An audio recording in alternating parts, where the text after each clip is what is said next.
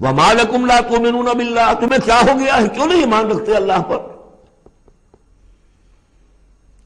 والرسول یدعوکم لتؤمنوا بربکم، جبکہ ہمارے رسول محمد صلی اللہ علیہ وسلم تمہیں دعوت دے رہے ہیں، وہ ابھی موجود ہیں تمہارے مابین، تمہیں کیا ہو گیا؟ وہ تمہیں دعوت دے رہے ہیں کہ تم ایمان رکھو اپنے رب پر۔ وَقَدْ أَخَذَ مِيثَاقَكُمْ، اور دیکھو تم سے عہد لے چکا ہے تمہارا رب۔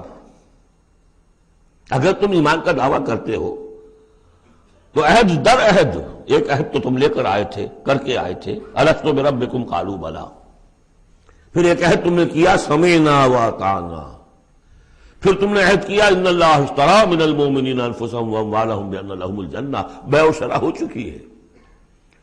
وقد اخذ میثاقکم، وہ تم سے عہد لے چکا ہے، ان کنتم مؤمنین، اگر تم حقیقتاً مومن ہو، دعویٰ تو کر رہے ہو ایمان کا۔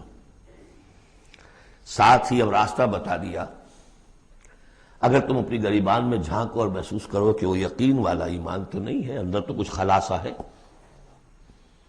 اللہ کرے کہ ہمیں اس کا احساس ہو جائے، اپنی گریبانوں میں جھانکیں۔ اسلام تو ہے، اللہ کا شکر ہے، جو یہاں آئے ہوئے ہیں، دور دور سے آئے ہوئے ہیں، تو اسلام تو ہے، روزہ نماز تو ہے، لیکن اپنے اندر جھانکے وہ ایمان، یقین والا ایمان۔